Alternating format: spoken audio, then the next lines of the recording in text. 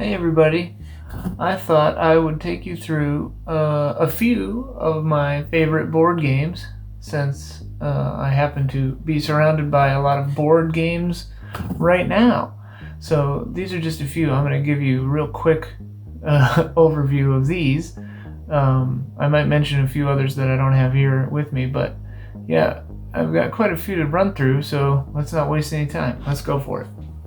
First up, this is called Quantum. Quantum is a game where you play in space with dice, and the dice represent your ships, and you're trying to place these quantum cubes on planets to claim them, and once you've placed all your cubes, you win. The cool thing is these dice are your ships, and the number that they show is what kind of ship it is.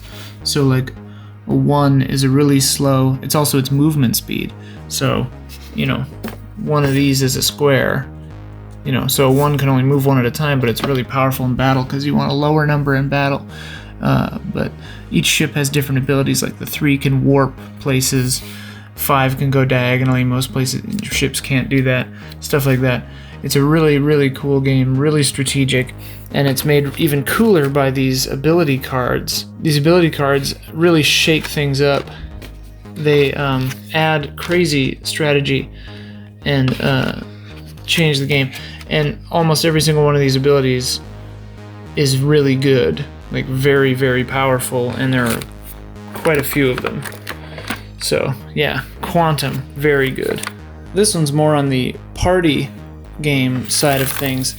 It's called Wise and Otherwise. It's sort of like Boulder Dash, if you've heard of that, but instead of defining words, you're doing sayings. So you go around the group and you will say the first part of a saying, and then everyone writes what they think the second part is.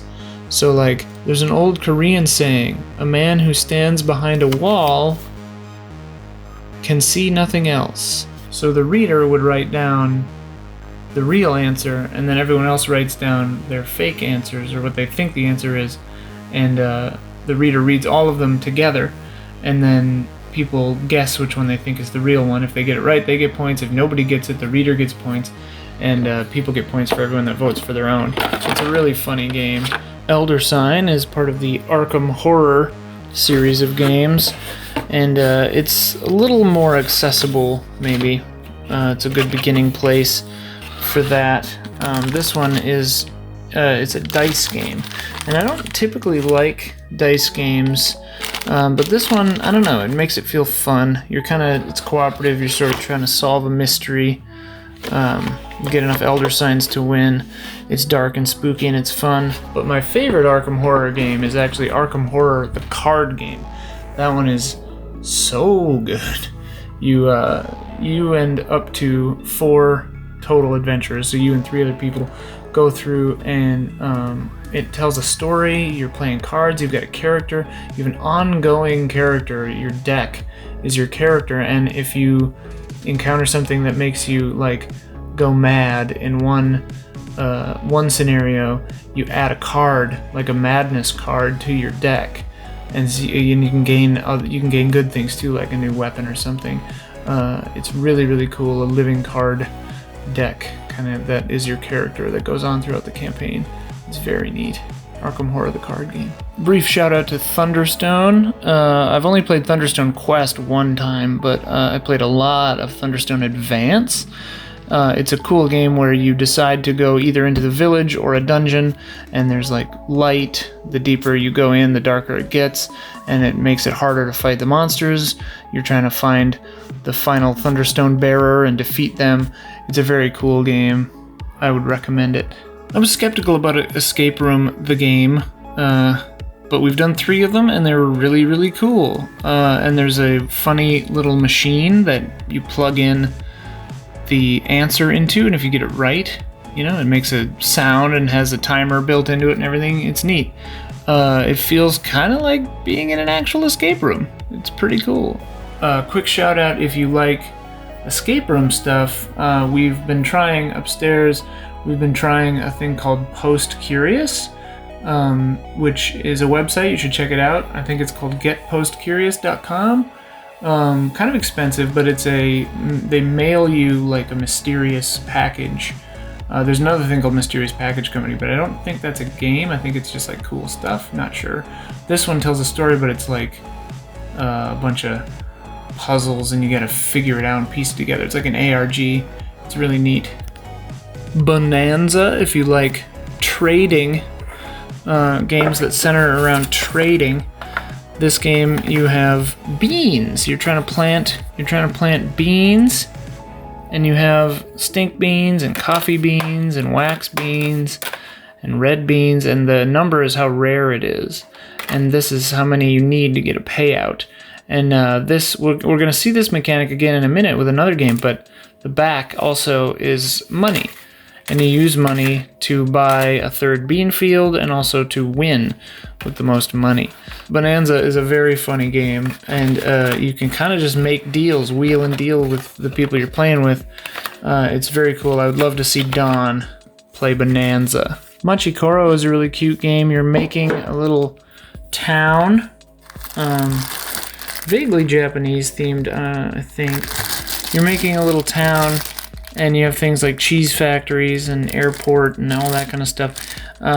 It's a really fun game. I think my sister and her boyfriend are working on homebrew rules, though, because there was something about the rules that they didn't quite love. But I think the art is charming, and it's a fun game. Here's a weird one. The Mind. Basically, all this game is numbers. 1 to 100.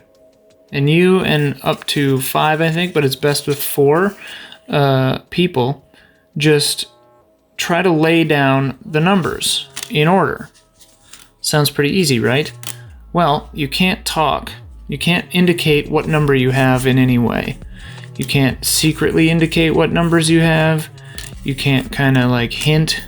You can't say like, oh, you can't move your head to be like, oh, I've got a higher number than that. And you have to lay them down in order. If you don't lay them down in order, you lose a life, basically. You screw up. And the cool thing is that it works. Eventually, you kind of get into the swing of it, and you lay the numbers down in order most of the time. And it's pretty fun. It's pretty crazy to see it work. This game I really love. If you like word games, I won't take them all out, but they're letters. This game is sort of like Scrabble or any of those. You get, except it's a deck building game, so it's sort of like Dominion, if you've played that, but a word game. So you get cards, and then you have to take the letters, and you try to spell out a word. So let's see if we can make one. We don't have any vowels. But yeah, so you would have these in your deck, and you draw 5 at a time, and you try to make words. There's a lot more to it than that, obviously, and you can buy new cards with the amount of money that you get for each thing. But it's really good. If you like word games, check it out. I really like the Tim Fowers games. They do another one called Burgle Bros that's hard but good. And there's a sequel to Paperback called Hardback. That's really cool. So Port Royal is the game that gave me the idea to do this episode. We've been playing a lot of Port Royal lately, and I love it. I love it, love it, love it. It's a pirate, nautical-themed kind of press your luck trading game. And it's originally from Germany. We actually have an expansion, 2 expansions in here. We've only used one of them so far, the Just One More Contract, which actually did come with an English translation as well. But the problem with that expansion is the cards are slightly different size. So the expansion cards are bigger than the original game, but whatever, it still works. The way this game works is you draw cards and one at a time from the draw pile, and just like Bonanza, the backs of the cards are your money. You start the game with 3 money, and then there's the draw pile. And so if it were my turn, I would go, okay, I'm gonna draw. So I've got, a sailor, another sailor, a trader with the Americans, This is from the expansion. So in the expansion they use colors instead of nations, but I wrote Spanish on there, so that's a Spanish. Okay, I got an American for 3 coins. So if I just stopped right now, I could take 3 coins from here and add it to my supply, you know, and that would be cool. Or I could spend my 3 coins on this sailor who has 1 sword. So I could have repelled this Spanish ship. And the reason I would want to repel a ship is, let's see if I can do it. Aha, I did it. If you draw 2 of the same nation, or 2 of the same color of ship, you bust. So I lost my turn. I can't do anything now. Yeah, and there are cards that, you know, if someone else busts, you get a coin. Even if you bust, you get a coin. There's a coin or a card where if you get 5 or more cards in your harbor, you get 2 gold. It's tough to get every nuance to this game across, maybe, in a quick little video, but this game is so much fun, and there's a lot of strategy to it, and it's competitive and really fun to press your luck. I really like this game. Please put the expansions out in America, in the same size cards as the other American one. Looking at you, Steve Jackson Games. This is Hanabi. You are charged with putting on a good fireworks show, except you can't see, or at least you can't see the fireworks that you have, and so you play with your cards face out. And so the other players can see what cards you have, and they can indicate one piece of information to you, like you have a 5 or you have a white or whatever, but they can't necessarily indicate which one it is. And you're trying to put groups together without spoiling it. You can't directly say, but you're trying to put groups together to put on a good fireworks show, but you can't see your own cards. Hanabi. Pretty wild. Oh, how did this get in here? I'm just kidding. This is Swords. I made this game. You can get it online now. This video is not an ad. I just thought it'd be fun to remind you about Swords. But different game, not like Swords, but kind of, is Skull. And I really love this game. It's also called Skull and Roses, I think. But everybody has a coaster. Basically, it's kind of a bar game. And you've got 4 discs. And your discs have flowers on them or a skull. So you have 3 flowers and a skull. And so everybody antes up 1 disc, and then the first person can add a disc or start bidding. And once, you know, and other people are around the table with their discs, tra-la-la, and you don't know what they have down. And once somebody starts bidding, everybody else starts bidding. And what you're bidding is that you're going to flip over that number of discs starting with your own, okay? And so if you successfully do it, then you get a point. So let's say I'm playing a 3-player game, and this is random. So I'm playing a 3-player game, okay? And I honestly don't, I just put them down, I don't know what they are. So I say, okay, let's say I'm crazy, I'm gutsy, and I'm gonna do, so there are 6 total discs out there, I say I'm gonna flip over 5. So I have to flip over my own 2 first. So if I had a skull, I would have busted immediately and not done anything. And then I have a choice to flip over one of these or the other one. So I'm gonna go, okay, 1. And you have to start at the top and do them in order. Flower, okay, let's see. Okay, I got lucky. So that means I made my bid. And so I flipped that over, I have 1 point. Normally you can't look, but I'm curious. Okay, it's a flower. So I couldn't have lost there. Let's say, for sake of argument, I said 5, and I've done 4. And I go, okay, this is my last chance. Oh, it's a skull, bah! That means the blue player gets to take, at random, one of my discs away. They don't see which one I lose. So let's say they point to this one. And I take it, and I go, oh, okay, it's a flower. You know, I don't say that out loud. But then I only have 2 flowers and a skull left to deal with. So my powers have decreased. But anyway, that's sort of the general idea of Skull. It is a laugh riot. This game is amazing. I highly, highly, highly recommend it. And this published version of it is beautiful. But I mean, you can play it with kind of anything. If you have coasters in a restaurant or something, you can draw flowers and skulls on them and go for it. Similarly, a very beautiful game, Azul. Check this puppy out. This game is about making a tile mosaic wall. So you have a board, and you're supposed to fill in these tiles. I mean, the rules are a little complicated, but once you get it, it's actually really straightforward. And the game has this beautiful sack and these beautiful tiles. And so, like, you would pick the tiles from the discs under here. You know, I'm not going to set up the whole thing, but let's say I picked that red disc, and then I got, in the next turn, I got a thing that was 2 of these, you know? And then at the end, this one goes here and I get 1 point, and this one goes here and I get 1 point. So I didn't group them up very well, but yeah. And then next turn, if I got this one and then it goes onto the wall, I would get 1, 2 points, because you count whatever's next to them, and you keep track of the points as you go. It's really fun, and there's a lot of strategy to it, and I lose every time. 5 Crowns is sort of like a hearts or rummy style game, kind of. But the cool thing with this, sort of like Wizard also, is you start with 3 cards, and then 4, and then 5, and then 6, and whatever number of cards you have is which card is wild that turn. And the game isn't over until the kings go wild.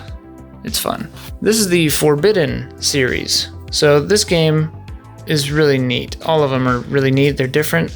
They get kind of progressively harder, and they tell a story, a continuing story through all of them. And I think my suspicion is the next one will be in space, because this one you're powering up a rocket. But Forbidden Island is cool. You're on an island that is sinking, and certain parts of the island, it's like tiles, you know, and certain parts of the island will flip over blue like that, and they're half sunk, and if they sink all the way, you take them off the play area, and then you have to go around. It's pretty cool, cooperative survival kind of games. Forbidden Desert, similar, except instead of a sinking island, you're in a desert that's getting covered up with sand. So sandstorms happen, and the sand gets deeper and deeper and deeper, and you're trying to put together this flying ship. And then the latest one, the flying ship, works, and you go into the sky, a flying city. This one has crazy actual electrical components. These are wires. They have metal on the bottom, and if you win, you actually light up that rocket ship. You actually light it up. It's electricity. It's really cool. And if lightning strikes, everyone standing on an electrified panel gets fried. It's pretty neat. And pretty hard if you're not being careful about not getting electrocuted. Last but not least, Sherlock Holmes Consulting Detective. This is a game that has you taking on the role of one of the Baker Street Irregulars, and you are trying to solve cases before Sherlock, which is nearly impossible, but you're trying to solve them also. And it's really cool because you have like newspapers and previous newspapers from previous cases. You can go back and notice things like, oh, that stolen ring or whatever, that had something to do with this. But you have like an actual map. Holmes looks like a maniac on there, but you have a map and numbers that represent people's addresses, much like a regular map, I guess.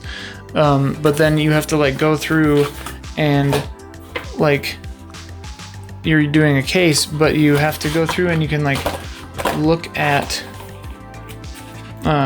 you know, oh, this is the entry for that address, and this is what's going on if you go there, and you count how many steps it takes you to solve the mystery. And if you do better than Sherlock Holmes, you know, you get buku points, but he's Sherlock Holmes, so it doesn't happen very often.